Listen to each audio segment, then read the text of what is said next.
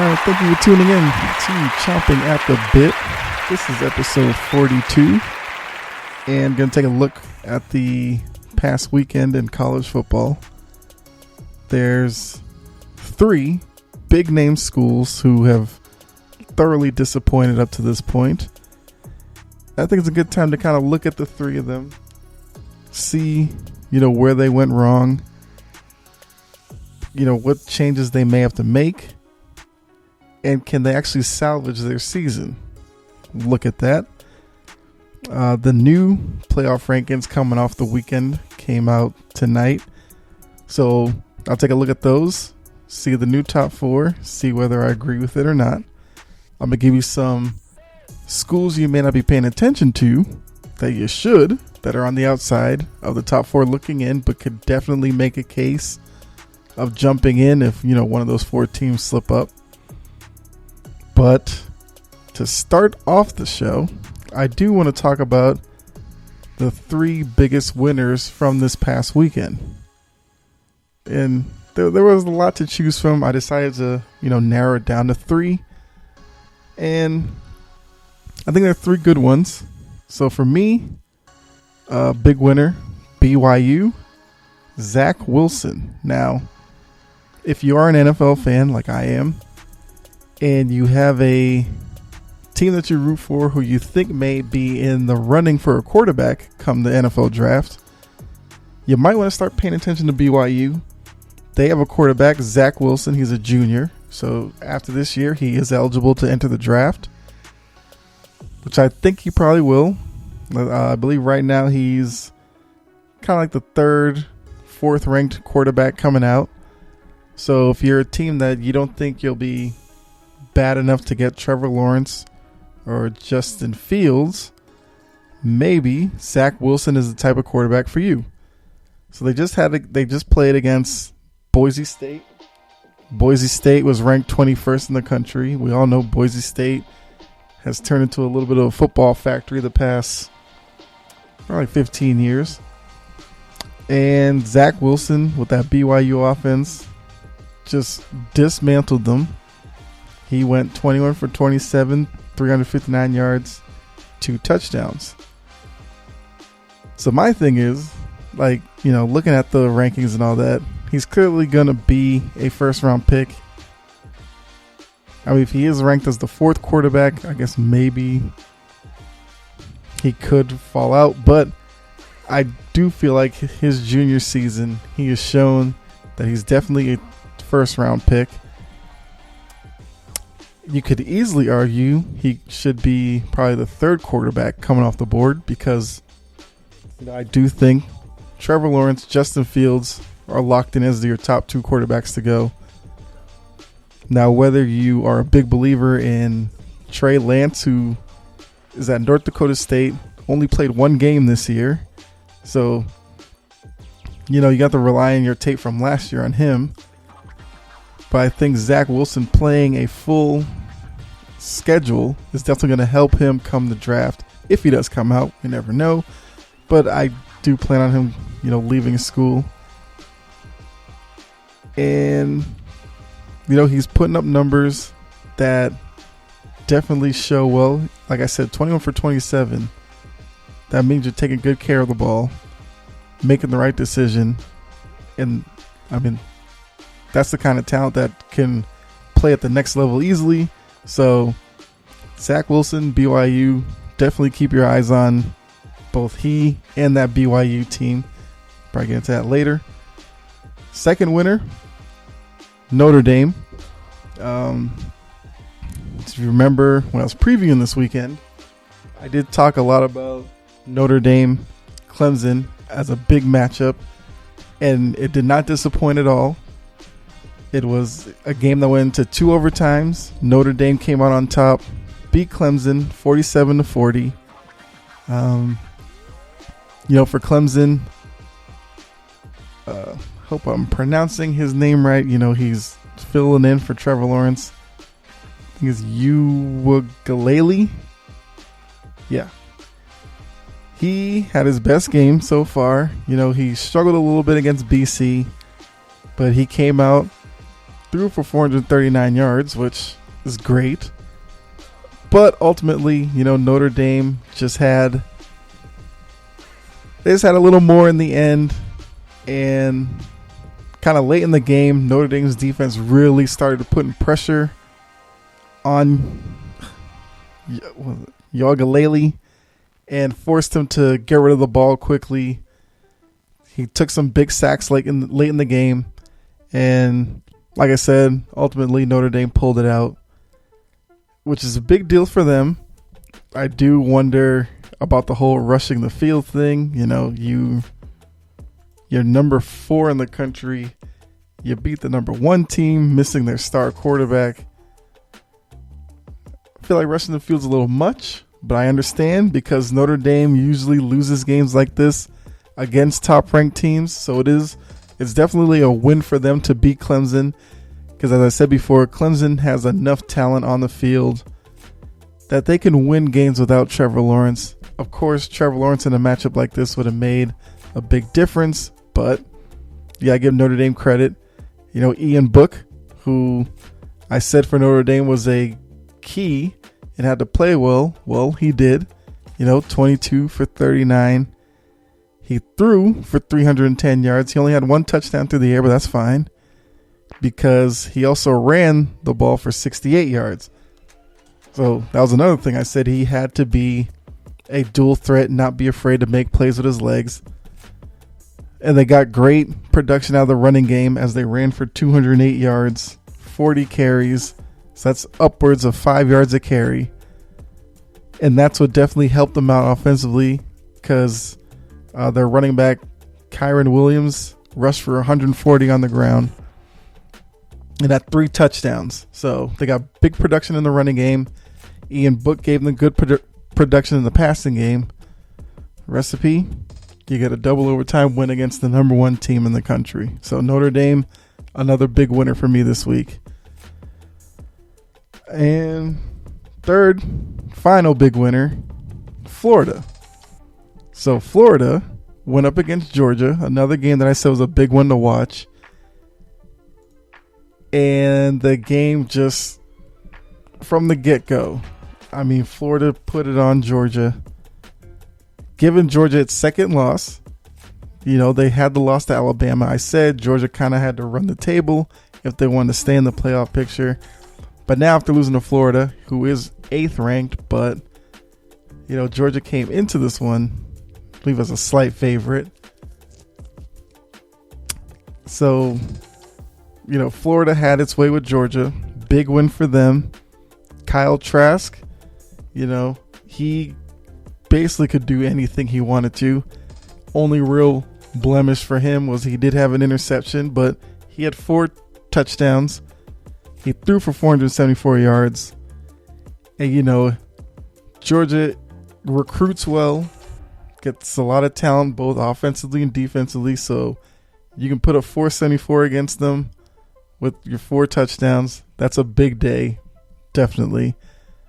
Now, I did say Kyle Pitts was going to be a big aspect to the game. He left the game early after a vicious hit that he took over the middle. The Georgia player was flagged for it. Definitely should have been, because it was clearly targeting, and, it was a play that football in general is trying to get out of the game. So I understood that. I know some Georgia fans were kind of questioning it, but if you see the hit, you'll understand why. So he wasn't that big of a factor, but he did catch a touchdown before he left. So he still had he still put his print on the game.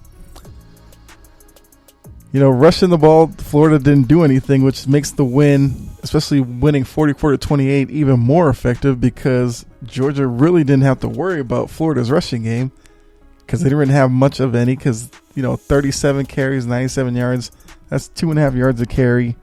That's not going to get it done. But luckily, Trask was there, 474 through the air,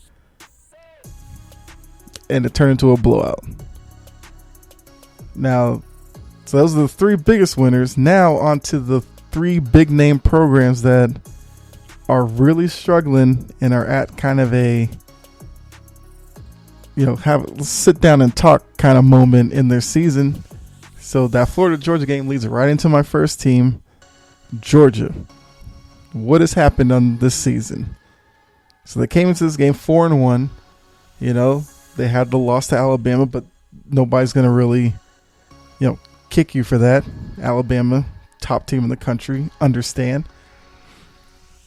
So for a lot of, the Georgia fans, me as well, watching this new, Georgia had to definitely beat Florida in order to keep their playoff hopes alive. Now, they did lose, so they're 4-2. To me, I think you have to completely take them out of the playoff conversation. I don't care what they do the rest of the way. To me, they're done. Because looking at the rest of their schedule, there aren't really any more statement games left on their schedule. Because you have Missouri, Mississippi State, South Carolina, Vanderbilt. None of those games will really wow you if they win them or not. So, even looking at their 4 wins on the year, the first 2 weeks, the first week they beat Arkansas, whatever. But after that, they beat Auburn, who was number 7, and they beat Tennessee, who was number 14. At the time, those were great wins. But now looking at it, you realize Tennessee is not even ranked anymore. So that early win doesn't mean much to me. Clearly, it means Tennessee was overranked, isn't that good. So that doesn't push the needle for me on Georgia. Auburn, who was number 7 at that point, dropped out of the rankings, only recently got back into the rankings. They're now ranked number 24. So once again, that's a team that the AP poll and all that overranked to start the season. And now you see where they are. Bottom of the top 25. So those 2 big wins early on for Georgia have fallen off. Doesn't help them. The Alabama loss is a good loss. You'll give them that. They had that weird game against Kentucky where they won 14-3. That's not really imposing your will or anything. So now you look at their season, they had 2 top 15 wins at the time, which no longer mean anything as both teams fell out of the ranking.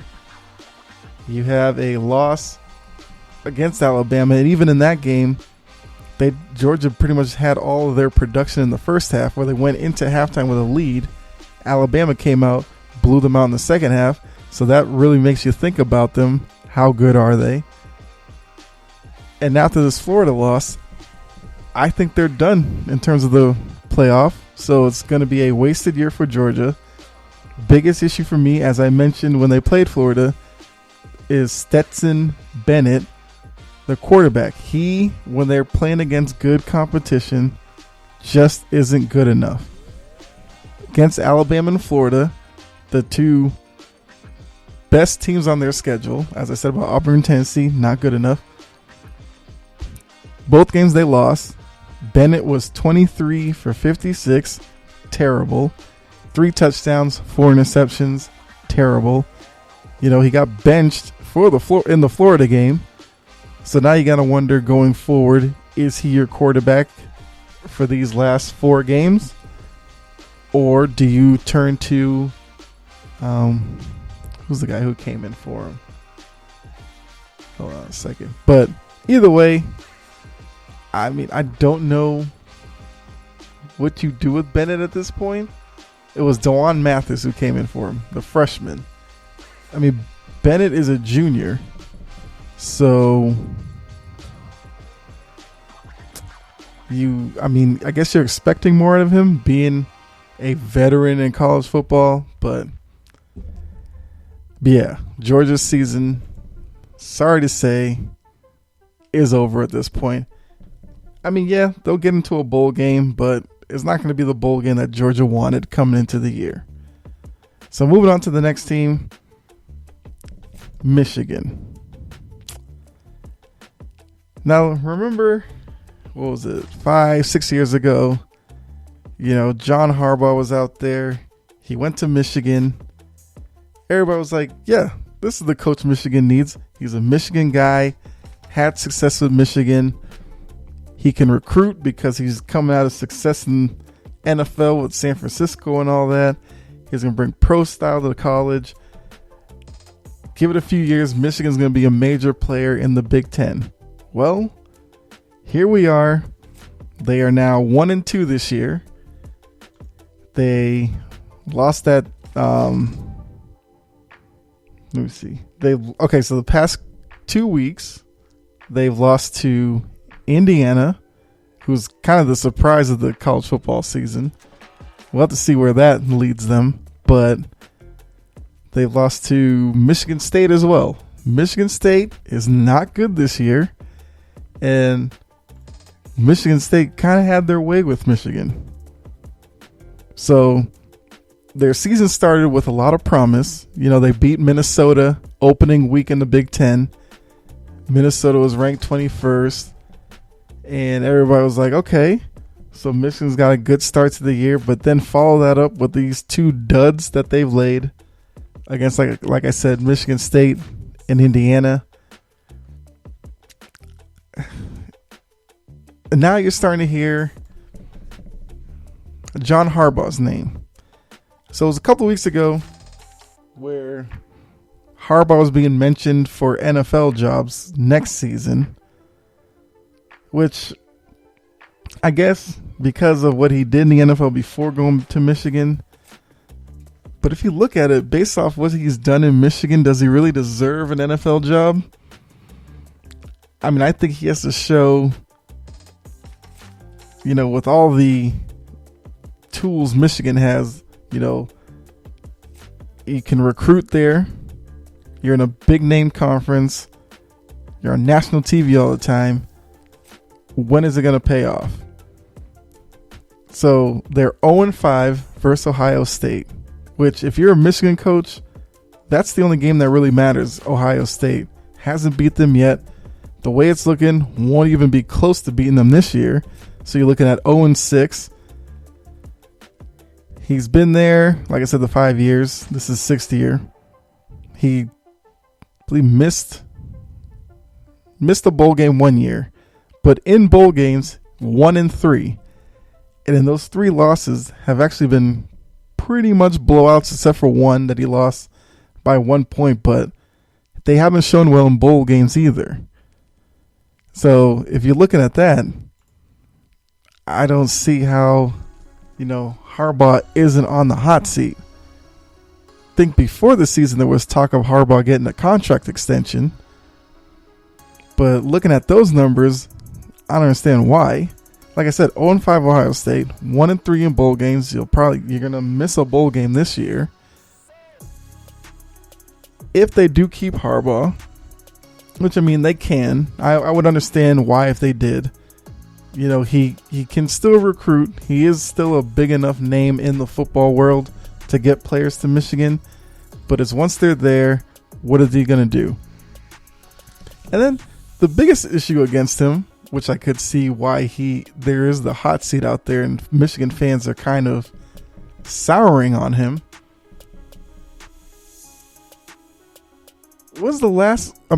Has Michigan had a good quarterback since he's been there? And he's a guy who is a quarterback, was brought there to bring in quarterback talent. They've had some names of guys that you may remember. You know, Shea Patterson was supposed to be the guy, and I believe he was the coach for Denard Robinson. Remember him, the guy where he didn't tie his shoes and went to the NFL. I don't even know if he's still in the NFL or not, but it seems like the biggest issue in Michigan has been quarterback play, which is what Jim Harbaugh was brought there to rectify. Michigan, coaches before Harbaugh always had issues with quarterbacks. The last good quarterback to come out of Michigan was it Tom Brady? And even then, this wasn't Harbaugh, but quick history lesson. Brady was splitting time with Drew Henson. We all saw Drew Henson in the NFL. Was no good. They've had guys like who have been some of the Michigan quarterbacks? I think Brady might have been the best quarterback to come out of Michigan. And Brady's been gone from Michigan for what? 20 years? Like I said, that was all supposed to stop with Harbaugh, and it hasn't. Quarterback play is not good. So I think the hot seat is on Harbaugh. Would not be surprised if he lost the job. Although with 2020 and the weird season it is, maybe he gets a pass for this year. And if he does, then next season, that seat's going to be turned up to 100, and he's going to definitely have to show something. Because even this year, the only way he could really quiet the critics, he'd have to pull off the miraculous win against Ohio State in their final game. At least that way, he would get to quiet some of them, and he could go into next year with at least that as momentum. But the way I'm seeing it, I'm expecting Ohio State to probably blow them out, which will just make the chatter even louder, especially going into, next season's spring ball and all that. So that's definitely a job, and Harbaugh's a guy to watch, because if he loses the Michigan job, I don't know how appealing he's going to be back for the NFL. Hey, who knows? He may become a guy who ends up broadcasting or something, or as a TV analyst for college football or something. So definitely an interesting situation there. The final program that needs a talking to, Penn State, another Big Ten school. So remember I was talking about the Big Ten when they first started. Penn State, Michigan were teams to watch. They've failed miserably. Penn State, after they lost week 1 to Indiana, the controversial way, whether the Indiana quarterback got in or not, scrambling to the left, hit the pylon. Now it's whether or not his arm hit before the ball did and all that. Either way, Indiana won. So coming from that, Penn State has had a couple of opportunities to bounce back, and they haven't. Because looking at, so after that they played Ohio State, which they got blown out. But, makes sense, I guess. So at that point, you could already drop them out of the playoff race. But then they turn around and lose to Maryland and get embarrassed by Maryland too. Maryland, who's actually quarterbacked by Tua, the quarterback for the Dolphins. His brother is the quarterback from Maryland. So another tongue of Iola making a name, for the NFL. Although I think he's a freshman, so it's still a couple of years to go. But yeah, so Penn State is now 0-3. Their season of promise is up in smoke because they had real aspirations of making the playoff. They thought with James Franklin there, these past couple of years, he's made enough strides there that they are in the conversation to start the season. But now after these first 3 weeks, they're out of it. I don't expect them to, lose every game, but they look like something is definitely missing there. And, the rest of their schedule is, winnable. With like Nebraska, Iowa, Michigan. That could be a battle of who sucks less. I don't know. Rutgers, Michigan State. So the way it's looking, Penn State. Well, now, think of this. A team that came into this season hoping to get into the playoff may not even make a bowl game. Think about that. Once again, James Franklin, I think, is safe there because of... Now, James Franklin came in after the whole Sandusky, Paterno, and all that. They tried out. Bill O'Brien had that job before Franklin. Bill O'Brien was a bust. So Franklin has brought, respect back to Penn State. He's put them in positions to, threaten for the playoffs the past couple of years. So I think his job is safe. He's not in, Harbaugh hot water with Michigan. So for Franklin, this is just a small blip on his radar. He's still, a good coach in college football. Don't expect this to last long at Penn State. They'll, figure it out. I have more optimism for Penn State than I do for Michigan the rest of this year. So, but yeah, so those are the three big name schools. Haven't performed up to par. You know, Georgia at least has a winning record, but 4-2, they're out of the playoff picture. Michigan, I don't know where Michigan's season goes from here. I could see it bottoming out to the point where they win like only 2-3 games. And then Penn State is winless, but I think Franklin will be able to turn that around, and maybe they finish like a game over 500, but they probably won't make a bowl game. So yeah, that's the tough world of college football in 2020. So now, with all that happened this weekend, the new playoff rankings came in, and there is definitely some shifting in the top four. Ultimately, the top four stayed the same. They just rearranged the deck chairs. So Alabama came into the weekend number 2. They're now the new number 1 after Clemson lost to Notre Dame. Notre Dame was the number 4. They've now jumped over Ohio State to number 2. Ohio State stayed at 3. Clemson went from 1 to 4. I agree with the 4 teams staying there. I think that only makes sense. I'm not really sure why Notre Dame jumped over Ohio State. I get it, they beat Clemson, but Trevor Lawrence didn't play. So if it was me, I'd go Alabama 1, Ohio State 2, Notre Dame 3, Clemson 4. I'm not mad with Clemson being 4. Trevor Lawrence should be back for their next game. Hopefully there isn't any rust there, because Clemson is not in a position to lose another game. So the weird thing is, this past weekend may have further closed the door with the top 4. Because like I said, Trevor Lawrence comes back. He plays the way he was. Clemson should be in the ACC title game, where probably will play Notre Dame again. And, you know, there'll be that chance to get some revenge. Because Clemson only has 3 games left. Florida State, Pittsburgh, Virginia Tech. They should win those. They should be fine. So, yeah, the top 4 may be set already. Just repositioning. And as I've said before, college football loves, hyping up Notre Dame. Of course, this chance, Notre Dame beat the number 1 team, so they can even push them even higher. So I think Notre Dame's locked in. I think Notre Dame's toughest game was the Clemson game. So since they've gotten past that, they should be good to go for the rest of the year. Alabama is Alabama. Alabama's going to be in at this point no matter what.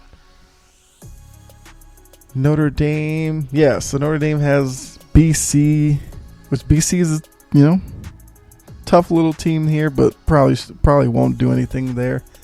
North Carolina used to be a top 10 team. They've fallen off. Syracuse, Wake Forest, so they should be good. But there are some teams that still are knocking on the door, even though the door may be bolted shut with those top 4 right now. There are some teams to keep an eye on. I did mention a couple of them already. One is BYU. Like I said, Zach Wilson, BYU, they're fun to watch. They put up points. They're an exciting team to see. And if any of the 4 really slip up, I think BYU can kick down that door and get in, which would be a big deal, because BYU schools like that usually don't get any love from the NCAA. But BYU is sitting at I think they're number 6 in the ranking. So they're at a point where they can make a big case. It's not like they're trying to jump from 15 or 13 up into the top. Oh, BYU's 8, sorry. So they're 8. There are some teams ahead of them that they will need a little help, but like I said, BYU can run the table. They'll make a big case for themselves. Florida, because of the way they dismantled Georgia, you definitely have to watch them now, because there's a good chance that so now that they beat Georgia, they control their destiny. They can get to the SEC title game and get a shot at Alabama, which at that point, if they were to knock off Alabama, that'd be huge for them. But at least getting to the SEC title game, big deal for them. So Florida definitely has a shot. Cincinnati, I've been talking about Cincinnati a couple of weeks now, and all Cincinnati's doing, they just keep winning. You know, they have the quarterback, Ritter, who's been playing well. Their offense has looked unstoppable in conference play. So Cincinnati's another team to watch. I don't know if Cincinnati can really do enough to get into the top 4, but you know, they're sitting at 7. Florida, by the way, was number 6. So definitely teams to look for. Then another team is A&M. A&M is 5, sitting right outside the top 4. I don't know what to make of A&M. I've seen this story with A&M before where they look like they're having a good season. Now they already have a loss, so they're kind of on thin ice in terms of really building a resume. Luckily, their one loss is to Alabama, which once again, that's not that big of a deal. So reason why they are ahead of Florida is they're the team that beat Florida, so they have that going for them. Problem is, Florida's in the East, so they can get to the SEC title game. I believe A&M is A&M's in the SEC West with Alabama, so they may get shut out. That might be the thing that hurts them. But, you know, going forward, A&M has a good shot of running the table. Their final games against Auburn, like I said, Auburn's 24. If Auburn can rebound in their season, get back up in the ranking, that could be a big deal for A&M. So A&M's going to need a little bit of help with getting in, only because they'll definitely need Florida to lose again, because Florida getting a shot at Alabama would be big for them, like I said. So those are the 4 main teams to look at.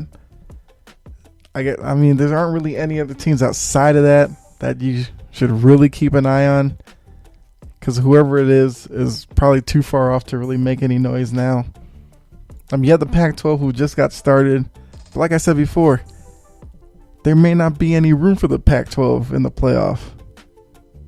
The Pac-12's best shot was for Clemson to beat Notre Dame to kind of knock Notre Dame out of the 4th spot, make the 4th spot kind of the weak spot, and hopefully get an undefeated team in the Pac-12 to make enough noise, you know, to get up into that spot. So